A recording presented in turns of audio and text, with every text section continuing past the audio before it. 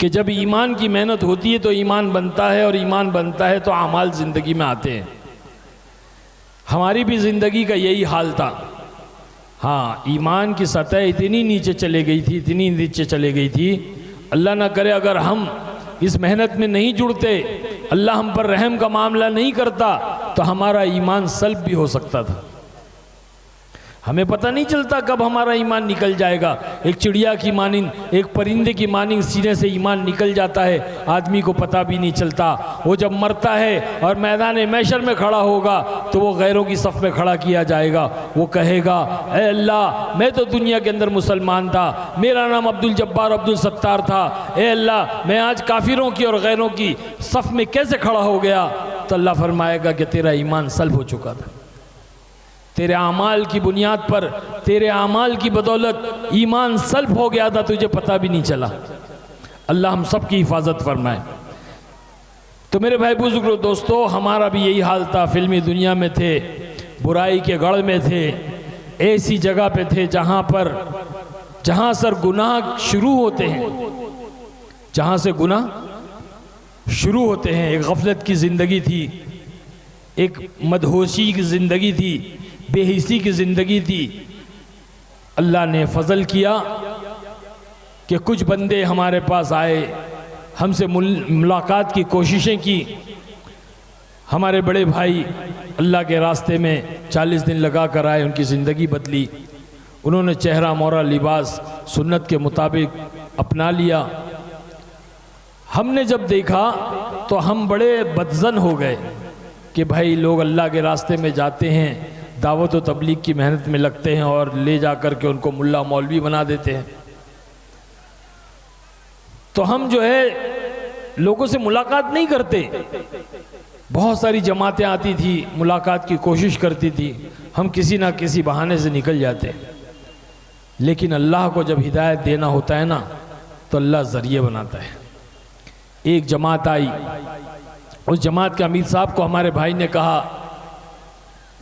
कि अमीर साहब, हमारा छोटा भाई फिल्मों में काम करता है, ये हराम है, ये गुनाह है, ये नाजायज़ है, अल्लाह की नाराज़गी का सबब है। तो अमीर साहब ने कहा चलो मुलाकात करते हैं। तो कहा कि नहीं, वो मुलाकात नहीं करते। तो कहा ठीक है, वो कब जाते हैं शूटिंग पर? तो भाई ने कहा सुबह 7 बजे जाते हैं। तो अमीर साहब फजर की नमाज के बाद अकेले तन्हा आ कर के मेरी मुलाकात के लिए मेरे इंतज़ार में मेरी गाड़ी के पास ठहर गए। बुज़ुर्ग थे, अल्लाह वाले थे, सफ़ेद दाढ़ी, सफ़ेद बाल, लिबास सफ़ेद था, थोड़ा मैला कुचेला था। अब जैसे ही मैं वहाँ पहुँचा तो मैंने देखा कि कोई फ़कीर नुमा आदमी खड़ा हुआ है। तो मैंने सोचा कि वो साहिल है। तो मैंने अपने जेब में हाथ डाला कि उनको जो है कुछ पैसे दे दूँ। तो जैसे ही मैंने पैसे लेने के लिए अपने जेब में हाथ डाला, कहा कि ना ना ना, सलाम किया। मैंने जवाब दिया, मुझसे पूछा ये बताओ एक सवाल करना है। मैंने कहा पूछिए क्या बात है? तो कहने लगे मरना है कि नहीं मरना है? मैंने बोला धत तेरी की, ये कौन है भाई सुबह सुबह, मलकुल मौत है क्या? अरे भाई, मौत का तस्करा सुबह सुबह जब आदमी काम पे जा रहा है, अपने कारोबार की तरफ जा रहा है, मौज मस्ती की तरफ जा रहा है, और ये बूढ़ा सुबह सुबह मरने की बात कर रहा है। बहुत गुस्सा आया। मैंने कहा हाँ, पहले आपको मरना है, बाद में मुझे मरना है। जैसे कि मुझे पता है कि कौन मरेगा, तो खुदा ही बात हो गई। ये तो अल्लाह ही को मालूम है कौन पहले मरेगा। हमने कोरोना में देखा कि दादा के कंधे पे पोते का जनाजा, बाप के कंधे पे बेटे का जनाजा।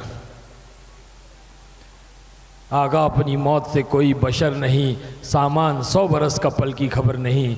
मौत से किसकी रिश्तेदारी है, आज उनकी तो कल अपनी बारी है। बस फिर क्या था, गुस्से में आकर मैंने कहा पहले आपको मरना है, बाद में मुझे मरना है। कहने लगे हाँ, पहले मुझे मरना है, बाद में आपको मरना है। अच्छा ये बताएं कि कब्र के अंदर गाड़ी जाएगी कि दाढ़ी जाएगी? क्या कहा? कब्र के अंदर, अरे बोलो ना, गाड़ी जाएगी कि दाढ़ी जाएगी? गुस्से में था। मैंने कहा चाचा आपका दिमाग ख़राब हो गया है, कब्र में गाड़ी कैसे जाएगी, कब्र में तो दाढ़ी जाएगी। तो कहने लगे हाँ कब्र में गाड़ी नहीं जाएगी, कब्र में दाढ़ी जाएगी। तो फिर गाड़ी वाली ज़िंदगी के लिए वक्त ज़ाया क्यों करते हो, दाढ़ी वाली ज़िंदगी क्यों नहीं इख्तियार करते।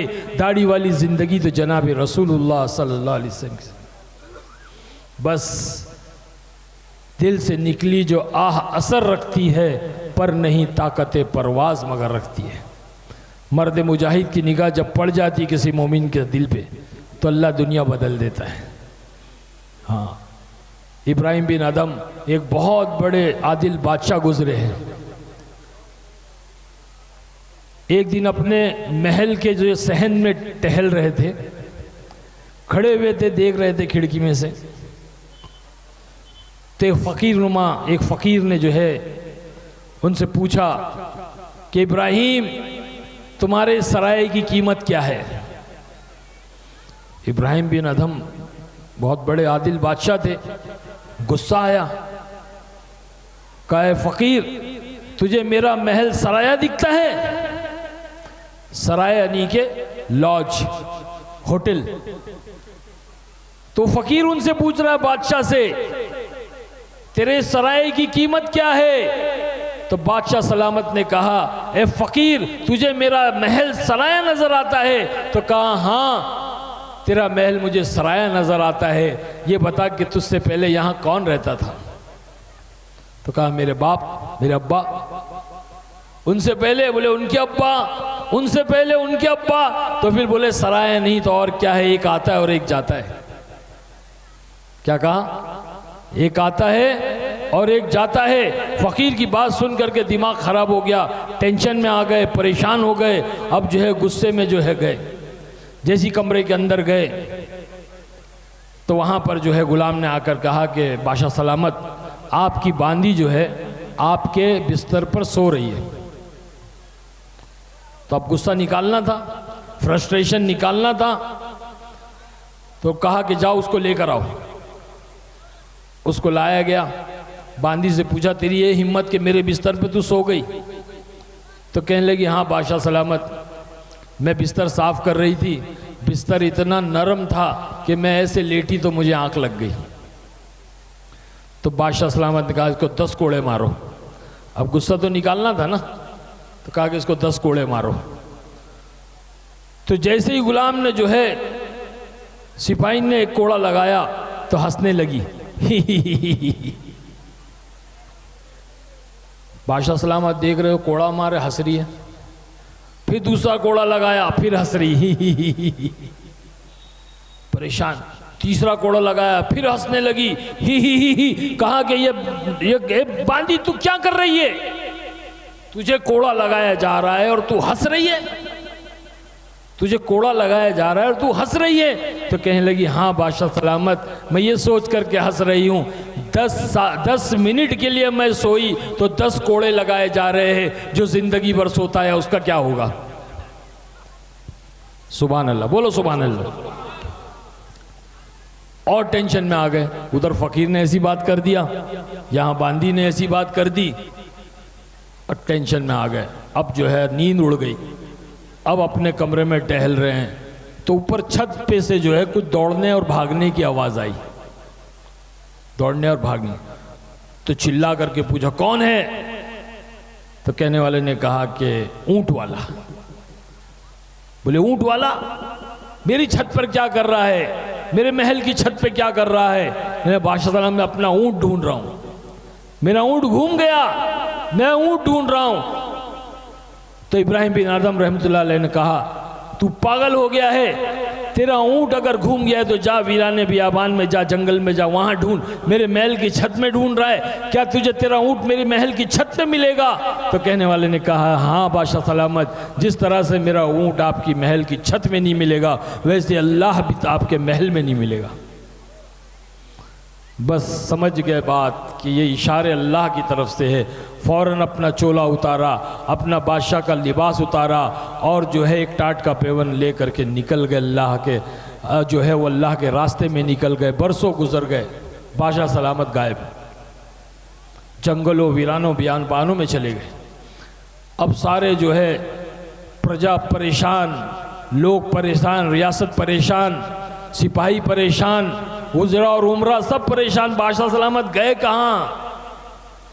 अब ढूंढने लगे, ढूंढते ढूंढते एक ज़माना गुजर गया, बादशाह सलामत नहीं मिले। कई बरसों के बाद में किसी ने इत्तला दी कि बादशाह सलामत जो है एक फ़कीराना होलिये में एक नदी के किनारे बैठे हुए, चलो चलते हैं और उनको लेकर आते हैं। तो लोग जब वहाँ पहुँचे, बादशाह सलामत को सलाम किया, अर्ज़ किया, इल्तिजा की, बादशाह सलामत आप चले, आपका तख्त आपका इंतज़ार कर रहा है, आपकी हुकूमत, आपकी रियासत आपका इंतज़ार कर रही है, आप चले हमारे साथ। तो बादशाह सलामत इब्राहिम बिन अदम ने कहा कि ना, मैं नहीं आऊँगा, मुझे नहीं चाहिए वो ज़िंदगी और वो हुकूमत और वो बादशाहत नहीं चाहिए, मैं इसी में खुश हूँ। तो कहा कि बादशाह सलामत चलिए, बहुत इल्तिजा की। तो कहा अच्छा मेरा एक काम करो, अगर आप लोगों ने मेरा एक काम कर दिया तो मैं आपके साथ चलूँगा। तो बोले ठीक है, बताइए क्या काम है। तो अपनी सुई से जो गोदड़ी सी रहे थे वो सुई को जो है पानी में फेंक दिया और कहा सिपाहियों से कि जाओ इसको ढूंढ कर लेकर आओ। अब गोताखोर अंदर गए, पानी के अंदर नदी थी बहती हुई, अब सुई कहाँ मिलती, ढूंढ ढूंढ के परेशान हो गए, वापस आए खाली हाथ। बादशाह सलामत सुई तो नहीं मिली। तो बोले अच्छा रुको, ए पानी की मछलियों, मुझे सुई चाहिए, सुई लेकर आओ। तो सारी मछलियां ऊपर आती, हर एक मछली के मुंह में सोने की सुई होती। तो कहते कि ना मुझे ये नहीं, मुझे मेरी सुई चाहिए, लेकर आओ। तो एक मछली जाती है और जो है आपकी सुई ला करके आपको देती है। तो कहते बताओ वो हुकूमत अच्छी है या ये हुकूमत अच्छी है? लोग कहते हैं बादशाह सलामत ये हुकूमत अच्छी है, बस अब चले जाओ, मुझे कोई ज़रूरत नहीं। उन्हीं को कहते इब्राहिम बिन अदम रहमतुल्लाह अलैह। तो जब अल्लाह किसी को हिदायत देना चाहता है तो अल्लाह ऐसे इशारे देता है, ऐसे ज़राए बनाता है कि अल्लाह पाक उसको हिदायत देकर रहता है।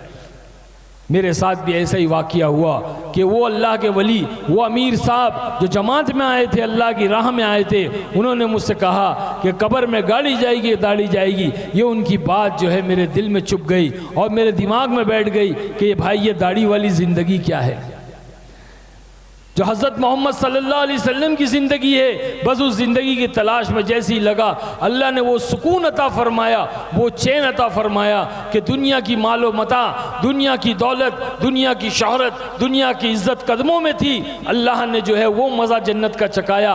चटाई पर, मस्जिद की चटाई पर अल्लाह ने वो सुकून की नींद दी जो सब कुछ रहते हुए भी नहीं थी। नशे करते थे, नींद की तलाश में, दिल बेचैन थे, परेशान थे, सुकून नहीं था, जलन थी, हसद था, लालच थी और हवस थी, और दुनिया मिल जाए, और दुनिया मिल जाए, और दुनिया मिल जाए। अल्लाह कहता है अला बिज़िक्रिल्लाहि तत्मइनुल कुलूब, हमने दिलों का चैन और इत्मीनान अपने जिक्र में रखा है। और अल्लाह का दीन सरासर जिक्र है, अल्लाह का दीन सरासर जिक्र है कि अल्लाह का दीन उसे कहते हैं कि अल्लाह के हुक्मों को हज़रत मोहम्मद सल्लल्लाहु अलैहि वसल्लम के तरीक़ों से पूरा करने का नाम दीन है। और अल्लाह कहता है कि हमने दीन में कामयाबी रखी है। जो दीन पर अमल करेगा अल्लाह उसको दुनिया में भी कामयाब करेगा और आखिरत में भी कामयाब करेगा। और जो दीन को छोड़कर ज़िंदगी गुजारेगा वो दुनिया में भी नाकाम होगा और आखिरत में भी नाकाम होगा। इसीलिए मेरी गुजारिश है आप तमाम से कि हम इस मजमे में सारे लोग ये नियत करें कि इस मजमे से उठने के बाद में हमारी जो ज़िंदगी होगी वो दीन वाली ज़िंदगी। और जो दाढ़ी नहीं रखते हैं वो दाढ़ी रखें, एक सुन्नत को जिंदा करें। बोलिए इंशाअल्लाह। अल्लाह के रास्ते में निकले, 3 दिन 40 दिन 4 महीने अल्लाह के रास्ते में जाने की नियतें करें। अपनी औलाद और अपने नस्लों को दुनिया में जो है इस रास्ते में भेजें, अपने जीते जी अल्लाह के रास्ते में भेजे ताकि हमारी औलाद और हमारी नस्लों की ज़िंदगियों में दीन आ जाए। अगर हमने ऐसा नहीं किया तो आने वाला वक्त बहुत ख़तरनाक है। हम तो बम्बई में रहते हैं, हमें पता है कि दुनिया कितनी ख़तरनाक और कितनी गंदी होती जा रही है। कैसी साजिशें और कैसी प्लानिंग मुसलमानों के बच्चों को जो है उन नशों में मुब्तला कराया जा रहा है और जो है बुराई में मुब्तला कराया जा रहा है और जो है जुओं में मुब्तला कराया जा रहा है। नौजवान बच्चियों के ऊपर किस तरह साजिश करके उनको बहकाया और भटकाया जा रहा है, उनकी इज्जत और अजमतों से खेला जा रहा है। ये सारी साजिशें इस्लाम के दुश्मनों की चल रही है।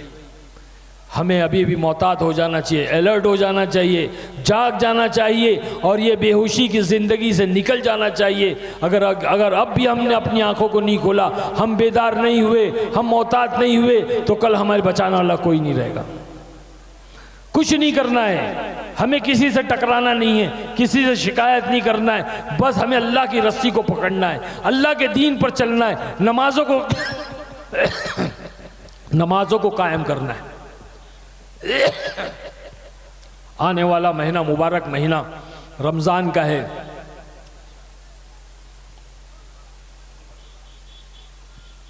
ये शाबान का महीना है, आइंदा महीना रमज़ान का आ रहा है। बस अब से हम जो है, अल्लाह के नबी सल्लल्लाहु अलैहि वसल्लम जो है अपनी कमर को कस लिया करते थे शाबान के महीने से। हम अभी से जो है चालू कर दें, तौबा करके इस मजलिस से उठें। सोचे भाई, मैं कहाँ, आप कहाँ, इतने हज़ार किलोमीटर मैं आपसे मिलने आया, मैं नहीं आया, ये अल्लाह ने भेजा है। क्योंकि कल क़यामत में कोई ये नहीं कह सकेगा, ए अल्लाह मुझे कोई समझाने वाला नहीं आया था, मुझे कोई बतलाने वाला नहीं आया था। अल्लाह ने आज इस दुनिया में दावत व तबलीग की मेहनत के ज़रिए से एक हुज्जत कायम कर दी है कि हर शोबे से, हर फील्ड से लोग आ रहे हैं। हाँ, हर शोबे से इंजीनियर आ रहे हैं, डॉक्टर आ रहे हैं, बिजनेसमैन आ रहे हैं, IAS ऑफिसर, IPS ऑफिसर, हर लाइन से लोग आ रहे हैं। भाई क्यों आ रहे हैं? कौन भेज रहा है? अल्लाह भेज रहा है, ताकि हुज्जत कायम हो जाए और कोई ये नहीं कह सके कि हमें कोई समझाने वाला नहीं आता। एक फिल्मी दुनिया थी, वहाँ से भी अल्लाह ने मुझे भेज दिया, जहाँ से बुराइयाँ शुरू होती हैं। नौजवान बच्चे और बच्चियाँ जिस ज़िंदगी को अपनाने के लिए बर्बादी को इख्तियार करते हैं, अपनी इज्जतों को नीलाम करते हैं, नौजवान अपने जूते खसते के भाई एक छोटा सा एक रोल मिल जाए। उस ज़माने में 90s की मैं बात कर रहा हूँ, 90 के दशक की बात कर रहा हूँ। मैं एक टॉप लेवल का एक एक्टर था, मुझे फिल्म फेयर अवार्ड के लिए नॉमिनेट किया गया था। फूल और कांटे के लिए मुझे नॉमिनेट किया गया था, best villain of the year, साल का बेहतरीन विलन। अल्लाह ने हिदायत दिया, ज़िंदगी बदला, अल्लाह दुनिया में काम ले रहा है। बाहर मुल्कों में अल्लाह ने भेजा, अमेरिका भेजा, अफ्रीका भेजा, वेस्ट इंडीज़ गए, क्यूबा गए। क्यूबा मुल्क वो मुल्क है जहाँ पर कम्युनिस्ट, धैर्य, नास्तिक, वहाँ का बादशाह फिदेल कैस्ट्रो, वो अल्लाह और रसूल का नाम लेना तो दूर की बात, किसी मज़हब को पनपने नहीं देता था, किसी मज़हब को पनपने नहीं देता था।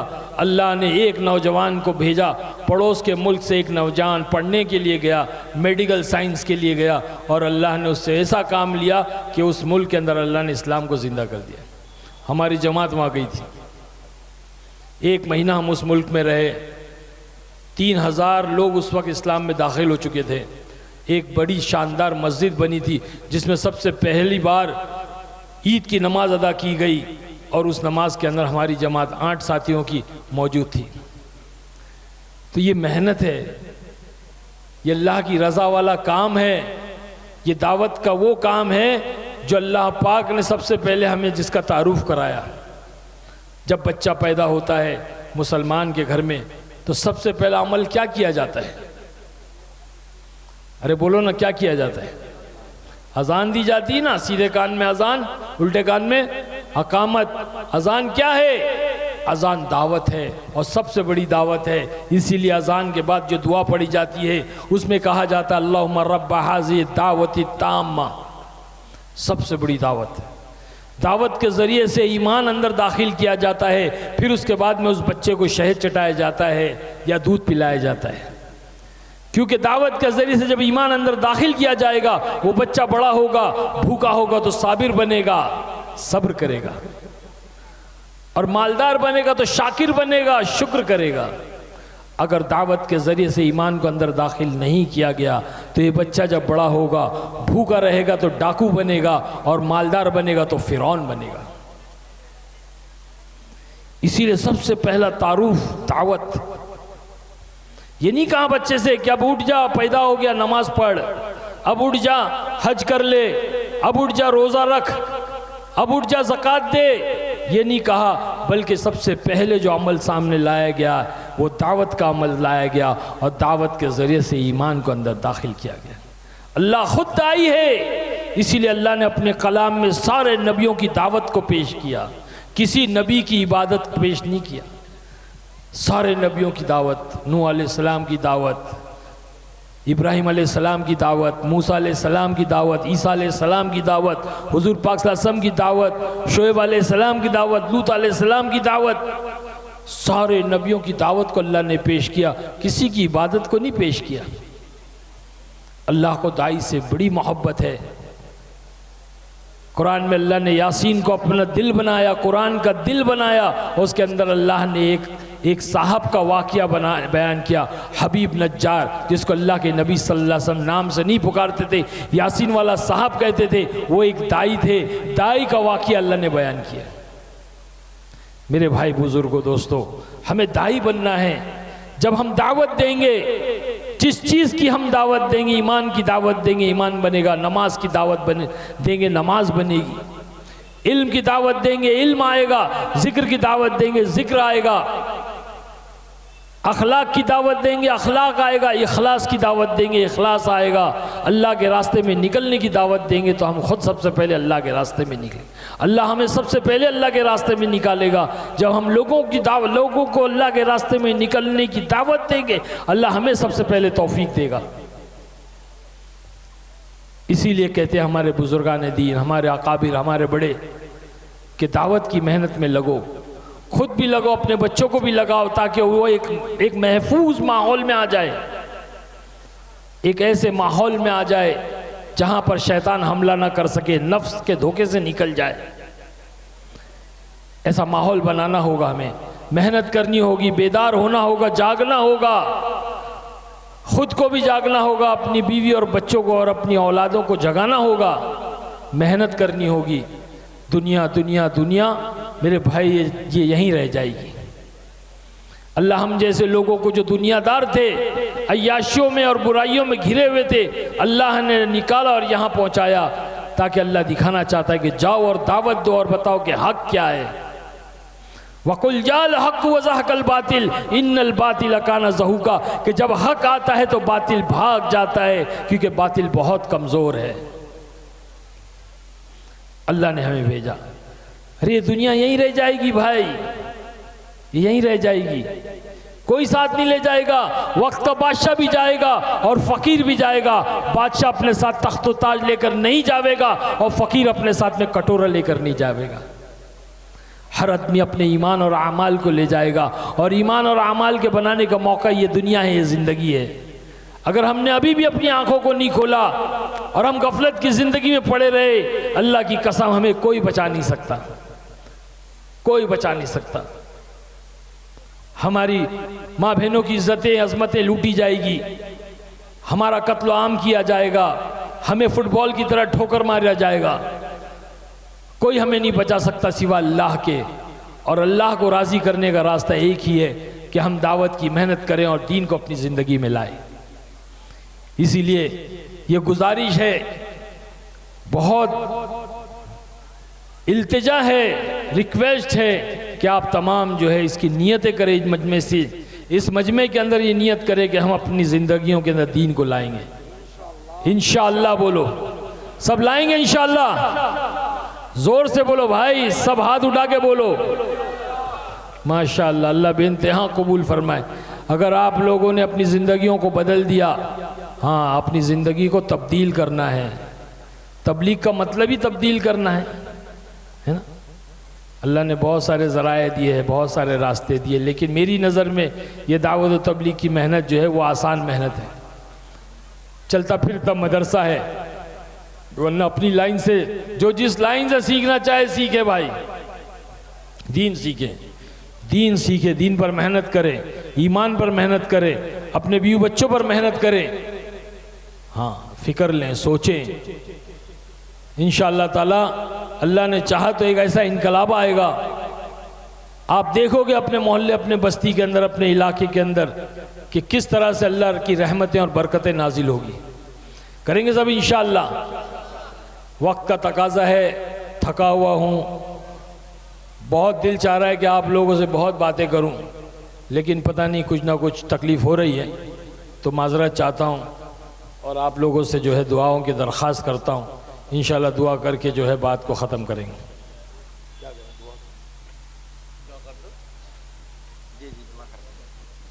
है ना बहुत